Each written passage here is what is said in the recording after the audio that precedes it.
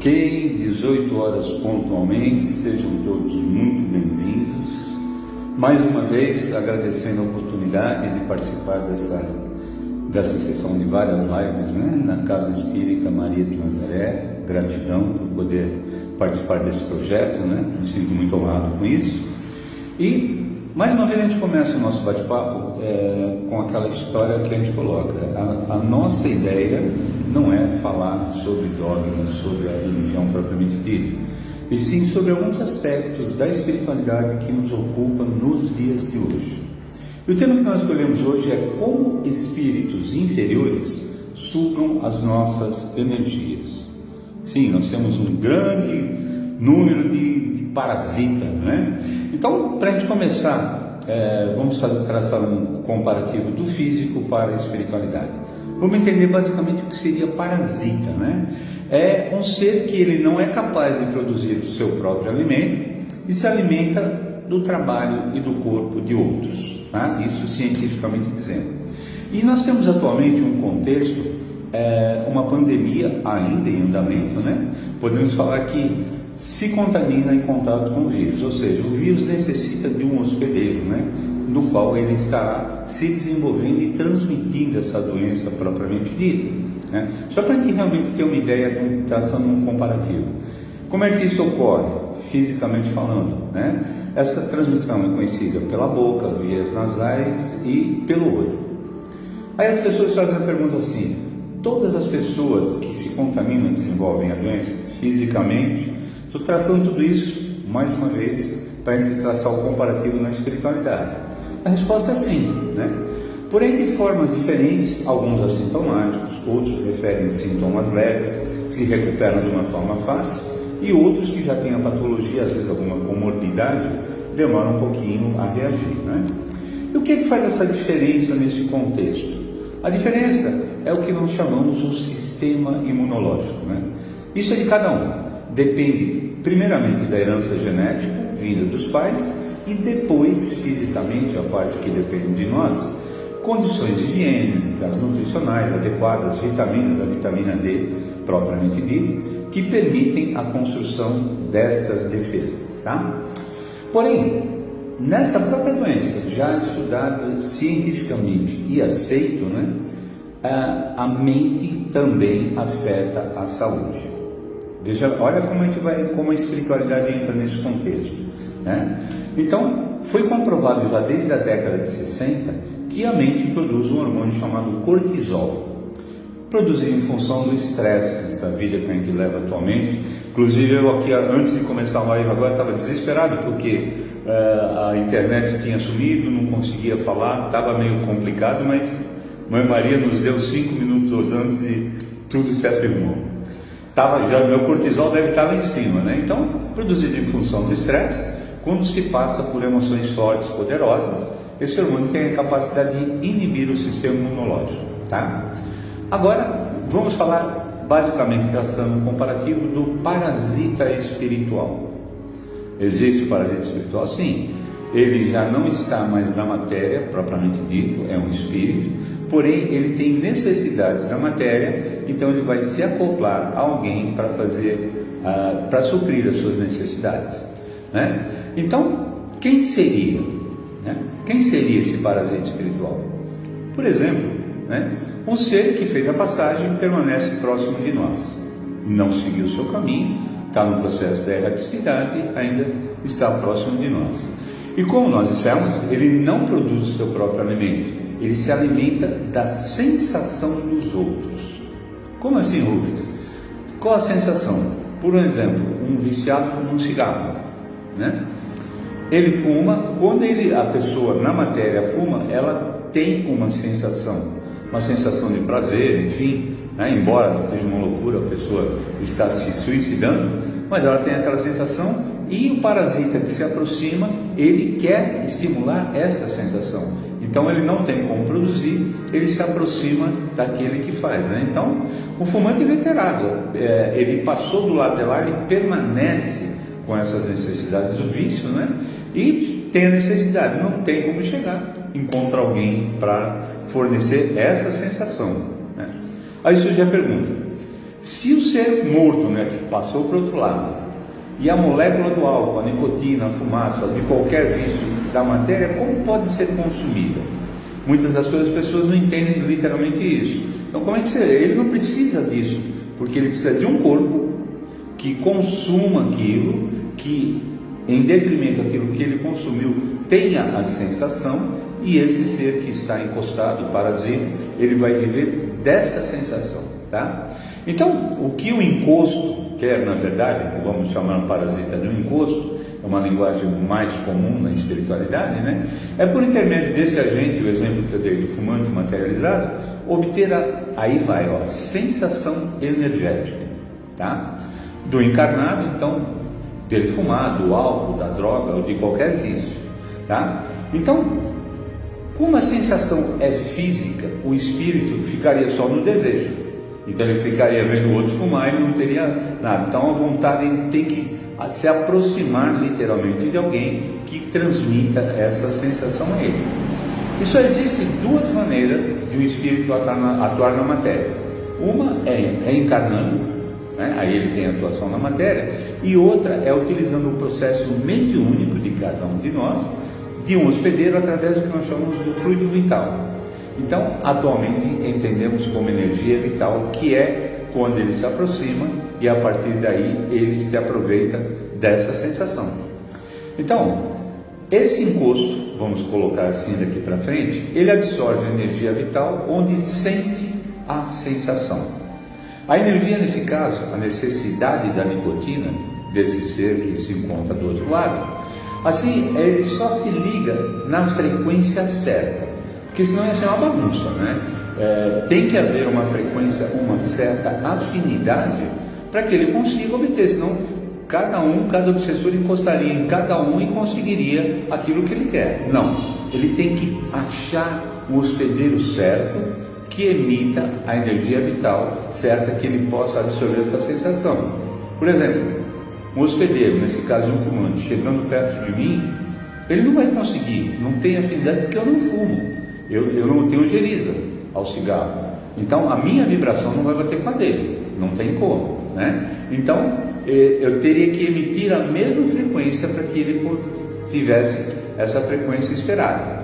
Então o que ocorre quando ele encontra alguém que fuma, ele se aproxima, ele emite a mesma frequência, e a partir daí ele encontrou aquela pessoa na qual existe a frequência que ele consiga se comunicar, ele não quer largar por nada. Então são aqueles encostos que literalmente acompanham bem de perto, né? Então, no caso de drogas, por exemplo, né? Nós falamos até agora do cigarro, então ele vai se aproximar de quem fuma. E a droga, propriamente dita? Nós temos casos, eu posso dizer, bem de perto, na parte médica que a gente acompanhou bastante, pais que pegam jovens viciados em drogas, seja ela qual for, né? E colocam numa clínica para desintoxicar. Perfeito, pegou o jovem, foi lá, então bioquimicamente o corpo dele será desintoxicado, tá? Então, o que ocorre? Por muitas vezes aquele paciente saiu da clínica, clinicamente ele está totalmente desintoxicado, nada fisicamente, e ocorre chamada síndrome da abstinência. É forte e frequente. Então, peraí, como é que ocorre isso? Se o organismo está desintoxicado, foi feito um tratamento para ir, e aí, o que pode estar ocorrendo, né? Observa-se então, a falta, quem está sentindo essa falta é o obsessor. Sabendo que aquela pessoa tem aquela mesma vibração, ele está desintoxicado, o que ele ocorre? Ele vai estimular para que aquele continue, volte a droga. Então você tirou, fez todo o tratamento químico, então por vezes não é só um processo químico. É mais fácil induzir ao retorno do vício o obsessor do que ele arrumar outro hospedeiro. Então, eu já sei esse, já sei como ele funciona, já sei como é tudo, então vou fazer com que ele retorne ao vício, né? O nome disso seria uma dependência psíquica, cientificamente falando. A pessoa desintoxicada sem nenhuma droga circulante, mas ainda sente essa síndrome, tem convulsões, olha que interessante, fisicamente ele não teria mais nada, mas pela necessidade do obsessor, ele passa a ter convulsões, sensações que não param, porque a necessidade é do obsessor e cada vez maior. Aí ele vai induzindo, existem os hábitos que aquela pessoa tinha, fatalmente acaba indo e volta ao vício. Por isso, às vezes, né, a reabilitação só física e médica não é suficiente, sendo necessário junto, né, segundo a nossa visão, um acompanhamento espiritual. Assim sendo, óbvio, né, o ideal é não começar na droga, mas se houver esse caso, alguém que tem esse processo, fazer um tratamento médico sempre, né, e acompanhar, ver se realmente não há necessidade de um tratamento espiritual, né? Os obsessores não estão em local de vibração positiva. Nunca um obsessor estará num local de paz, de harmonia, de amor, num templo, numa igreja, numa família onde existe amor, onde existe convicção, onde existem princípios morais. Com certeza um obsessor nunca vai chegar lá. Ele vai sim nos locais onde existe possibilidade de encontrar quem possa servi-lo. Então, ou seja, um local de grande concentração daquilo que ele procura. Porque às vezes quando falamos com o obsessor, ele diz, o próprio obsessor nos tratamentos da espiritualidade, muitas vezes eles relatam para nós: somos amigos e nos divertimos juntos. Olha que interessante. Ele vai no local onde as pessoas vão se divertir e se utiliza disso. Então por quê? Ele não quer matar o hospedeiro. Se ele matar o viciado, ele vai ter que começar o processo tudo de novo. Sabendo da dificuldade de encontrar um outro com a mesma afinidade energética, quer mantê-lo por muito tempo, não quer matá-lo. A morte, quando existe, é eventual, aí às vezes por algum excesso da droga propriamente dita, né? O obsessor, para sentir a sensação, se utiliza da energia vital do obsediado, vamos dizer assim. Então o que ocorre? Olha que interessante. Ele desgasta o dobro, ou seja, por isso que existe o aumento das doses. Para que o obsessor sinta a sensação, quem consome tem que consumir dobrado, né? Então desgasta em dobro o que seria normal. Por exemplo, fuma o dobro dos cigarros para ele sentir a metade, né? Consome o dobro das drogas para ele sentir a metade. Porém, quem fica com todo esse prejuízo? É o obsediado, né? Então que o corpo físico do obsediado é quem vai consumir as drogas para produzir a sensação para passar para o obsessor, né? Então ocorre com o desgaste da energia vital dele, levando a um prejuízo para a sua saúde. E nós sabemos que atualmente é um prejuízo muito grande. Infelizmente temos uma juventude muito direcionada para esse lado, mas com fé em Nossa Mãe Maria isso vai se reverter em breve, né? Então, para esse obsediado leva um prejuízo grande à saúde, e nisso nós classificamos como o vampirismo, porque ele vai se alimentar daquela energia que foi produzida pelo obsediado. Alguns povos no planeta não acreditam em Deus, isso é sabido, tem outras formas de ver Deus, tem outros deuses propriamente dito, mas se nós formos procurar na história, sempre de uma forma ou de outra existe ou uma lenda ou uma citação do vampiro. E de alguma forma tem uma história, em algum momento, em todas as culturas, o vampiro, propriamente dito, né? Isso se dá porque algum médium vidente, como já dissemos em conversas nossas anteriores, todos somos médiums, né? Algum desenvolve um processo ou outro, ele vê o espírito, né, se levantar do túmulo, se aproveitar da pessoa, e o que nós chegamos agora, temos a definição como obsessor, e a pessoa começa a partir daí a padecer e a adoecer. Logo, a ideia que tem, se aproximou, a pessoa desceu, ou seja, sugou a vida, né? E ligado a isso, nós temos o sangue na nossa concepção, que sem o sangue, sem a distribuição por todo o nosso corpo, a oxigenação, não existe vida, né? Então, como que se sugaria a vida, né? Então, a lenda se subentende que ele sugaria o sangue propriamente dito, mas quando na verdade ele está sugando o fluido vital, né? E o que realmente de forma indireta acontece, porque as hemácias, né, as células do sangue, não têm um núcleo suscetível a campos energéticos. Então, essa sugação do campo energético realmente leva a energia vital, porque a hemácia não tem um campo de proteção. E por isso, as primeiras evidências físicas de uma obsessão começa com anemia. É um dos primeiros pontos. Então, eu conheço alguns médicos que são médicos espíritas e acompanham isso, e a gente conversando, trocando algumas ideias, eu levantei essa hipótese e nós estamos até fazendo alguma avaliação mais profunda disso, mas muitos estão acompanhando isso de perto. Então, acompanhando uma anemia e vendo se não se coloca como um processo de obsessor junto, né? Isso ocorre e porque o vampiro, ele não está levando sangue, né? Ele está levando a perda da energia vital. Ele não está levando sangue. Então é isso que a gente coloca. Então, nesse caso, qual seria a sensação propriamente dita, né? Fraqueza, começa daí, anemia, né? Fraqueza, sonolência, cansaço, corpo pesado, né? Aí vai ao médico, toma um medicamento à base de ferro, né? Normalmente, quando se detecta uma anemia à base de ferro, muitas vezes não resolve quando a origem não é fisiológica, e sim espiritual. Então, se o processo for, quanto mais você abastecer o corpo físico, mais naquele campo da energia vital será sugado e não será suprido, então sempre estará em déficit, né? Enfim, somos responsáveis em grande parte por nos aproximarmos de obsessores, não tenha a menor dúvida, começando por pensamentos, palavras e atitudes. Quando que o obsessor vai procurar uma frequência? O obsessor tem uma baixa frequência e nós estamos sujeitos todos os dias, a todos os momentos, à alta e baixa da nossa frequência. Então temos que ter sempre em mente a luz, a força do nosso Mestre Jesus em nosso coração, para que realmente a gente consiga equilibrar isso. Mas estamos sujeitos a falar o que realmente às vezes não queremos, a criar, pensar situações e tomarmos atitudes que às vezes realmente não queremos, né?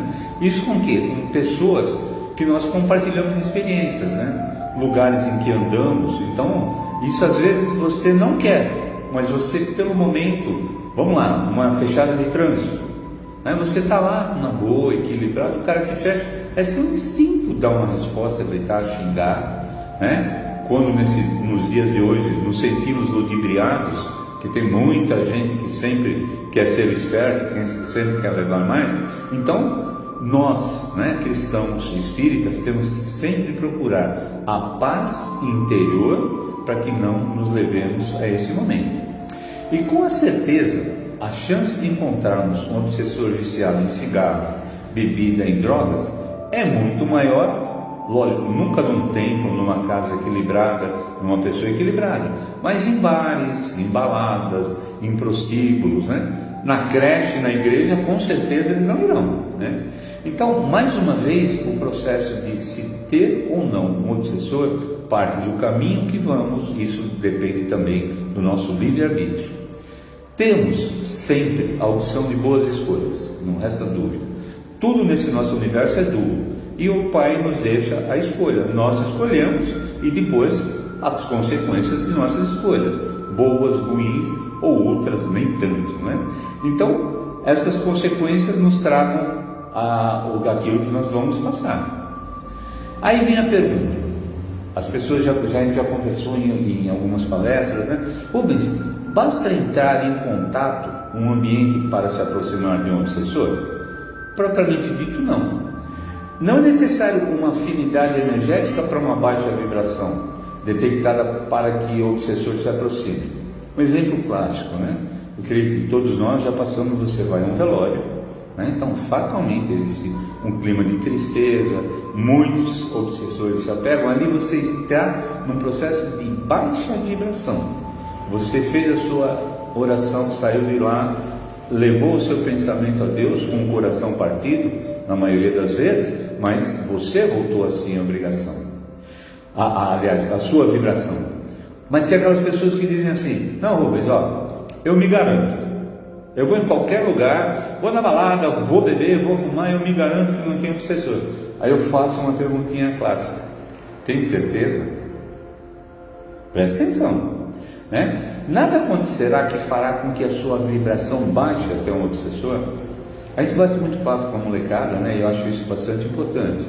Quem assume é o que chamamos de comportamento de risco. Esse que assume que se garante, eu até espero que se garanta, mas ele assume um comportamento de risco que mais uma vez se enquadra naquilo que nós chamamos de livre-arbítrio, sendo o direito de todos, por sua conta e risco.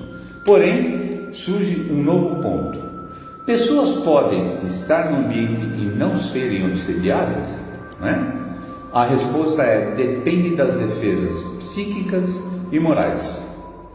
Aquilo que nós estamos lá atrás: pensamentos, palavras, atitudes, nosso comportamento, nossa fé em nosso Pai maior, né? Nosso coração, a nossa caridade, isso sempre nos eleva, né? A querer o bem para o mundo e querer para nós, para o próximo. E até eu costumo falar com o pessoal, quando havia Jesus vindo, Jesus pregando, aí alguém disse: Pai, vem chegando a sua família. Aí Jesus abriu os braços e disse: minha família são todos vocês, né? Então, quando nós tivermos a noção de que todos somos irmãos nesse plano, nós conseguimos realmente atingir um patamar energético muito alto, criando essas defesas psíquicas. E infelizmente, na atualidade, nós temos uma direção muito de princípios morais, que isso realmente acaba nos levando muito para baixo, né? Então, dependendo do que nós fizermos, nós temos um padrão vibratório que é a diferença de uma vibração. Então, a vibração é um momento. Então, você está num momento, você passou numa situação, num velório, você foi a uma festa onde a energia estava ruim, você está numa vibração que é o agora. Agora, o padrão vibratório é onde você passa a maior parte do tempo. Aí sim, aí você cria um padrão vibratório, né? Ou seja, os seus neurônios estão confortáveis nesse momento e as suas defesas psíquicas e espirituais acabam descendo. Todos nós estamos sujeitos a variações, com toda certeza, né? Eventualmente subindo, descendo, e na maior parte do tempo no padrão. Então, pessoas que procuram bons pensamentos, palavras, atitudes, conviver com o bem, fatalmente terá um padrão vibratório alto, né, que dificilmente será atingido por um obsessor. A gente fala muito, né, que onde existe luz, não existe treva. Onde existe a fé, a luz do Pai, o obsessor não vai chegar. E nós temos que trabalhar muito para sempre manter esse padrão vibratório, né? E ele não é construído de hoje para amanhã, né? Ele não é, você começa hoje, no dia seguinte está pronto, né? Então, quando dá aquela vontade, como é que se constrói esse padrão vibratório? Está no trânsito daquela vontade de xingar, você não xinga. Você começa a subir um pouco mais.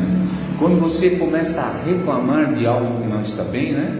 Que a palavra reclamar significa clamar novamente. Se você realmente estiver reclamando de algo ruim, está clamando para que aquilo ocorra. Então, se dá vontade de reclamar, você não reclama. Vontade de matar alguém e você não mata. Vontade de dizer um palavrão e você não diz. Fatalmente isso é a construção gradativa de um padrão vibratório sustentável a nível da espiritualidade. Isso não se consegue, né, indo uma vez por semana na igreja, né? Os católicos que assim o são, sem nenhuma crítica, mas vão só uma vez por semana. No centro, quando você vai numa casa espírita, nós temos a sessão lá uma vez por semana. Quando você reza e o resto do tempo não faz nada. Porque não é uma média aritmética, né? Um não compensa o outro, e sim uma resposta de ações contínuas, construtivas, feitas de forma consciente e crescente. Então, o padrão vibratório é assim: vamos ao templo, vamos à casa de caridade, vamos aprender, vamos colocar em prática aquilo que aprendemos. Embora o mundo nos cobre uma série de respostas, mas nós temos a certeza de que nós estamos no caminho do Pai, né? Eu, particularmente, em função de uma técnica que eu trabalho, eu tenho uma situação que eu me coloco confortavelmente. Quando a pessoa critica, ou a pessoa tenta me induzir alguma coisa, eu digo assim: isso é um interessante ponto de vista seu, não serve para mim. Então, a pessoa quer me induzir ao erro, quer me tirar do sério, quer me fazer brigar. É um interessante ponto de vista seu, sempre. E com isso, dia a dia, atitude por atitude, palavra por palavra, pensamento por pensamento, nós vamos construindo um bom padrão vibratório positivo, né? E quando numa situação se desliza, que nós podemos ter essa variação, as barreiras morais estão prontas para nos dar uma estabilidade. Então você está num padrão, você simplesmente teve um escorregão, mas você volta para o seu padrão. Diferente de quem tem um padrão baixo, que vai escorregar e afundar ainda mais, né? Porém, tem um outro aspecto que nós temos que pensar, e isso é uma responsabilidade grande, né? Ir para casa e levar um parasita obsessor. Ninguém está livre disso. Você tem uma frequência, mas o obsessor pode estar te acompanhando, né? Pode atingir pessoas na nossa família que às vezes não pensam como nós, não se comportam como nós. Então nós levamos até lá. E como é que você sabe quando isso acontece, né? Então pode começar uma perturbação espiritual. De repente a casa está em paz, começa uma discussão, começa uma energia ruim, alguém querer discutir com outro, uma briga, né? Está tudo em paz. De repente é algo que foi encaminhado para lá. Então não significa já estar obsediado, porque é uma vibração criada, mas sim estar criando uma frequência para que se crie um mal-estar, mau humor, a irritação. E às vezes a gente percebe bem isso. Deixa eu ver o que ela falou. Reclamar a verdade, a ação do obsessor. Não, deixa eu deixar claro aqui, ó. A palavra antes, né? Significa clamar novamente. Então, quando eu disse reclamar, significa, se você reclama de uma situação ruim, você está clamando novamente para que ela volte a acontecer, tá? É a palavra propriamente dita, ok? Então, voltando, então você levou para casa, então vai criar essa situação, é uma vibração, não existe um padrão. Quando existe o contexto de família, o amor, a oração em casa, e essa é uma vibração momentânea que passa, tá? Assim, tem uma noção de que o obsessor pode fazer, né? O quanto pode nos prejudicar, onde eles podem nos encontrar e como também podem prejudicar aqueles a quem amamos, né? Então temos que ter isso em mente. Então sempre, gente, sempre trabalhar nos princípios crísticos, nos princípios do nosso mestre, o melhor padrão vibratório possível, sempre.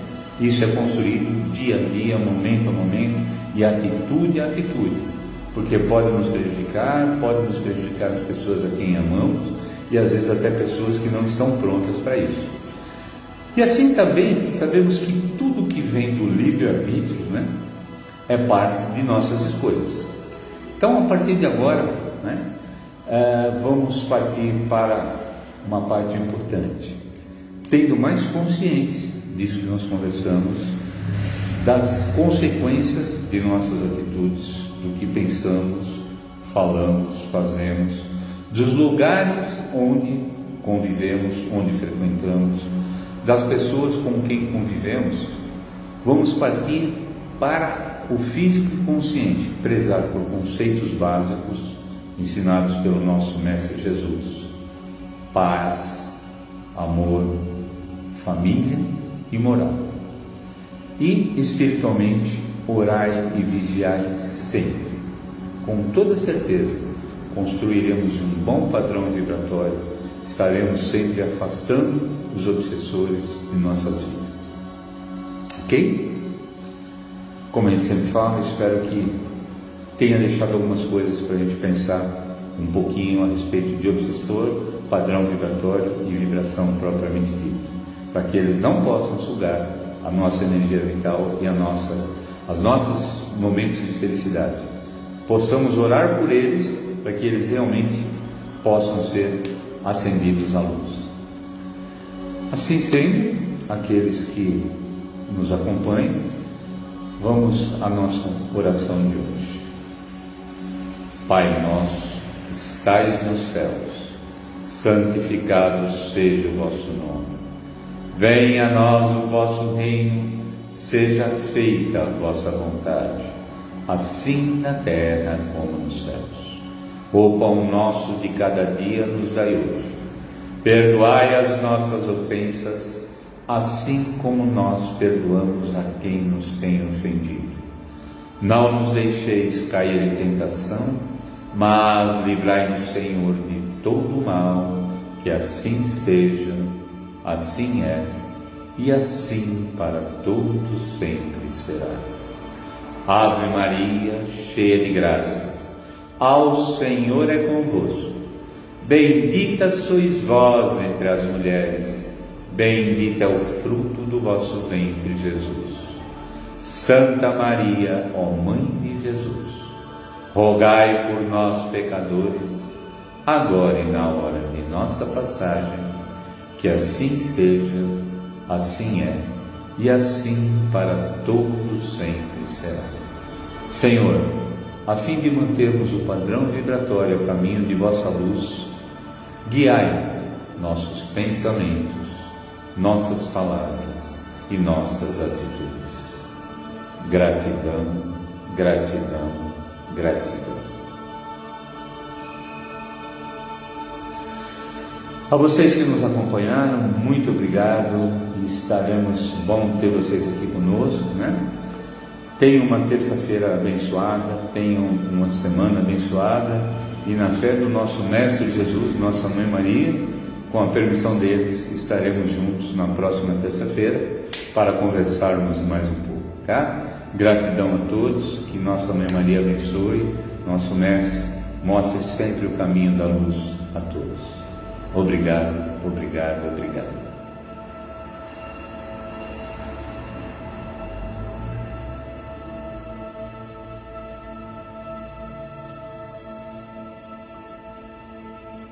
Gratidão, Vânia. Gratidão, Faria, sempre. Ô, Vaninha, muitos beijos. Obrigado, gratidão.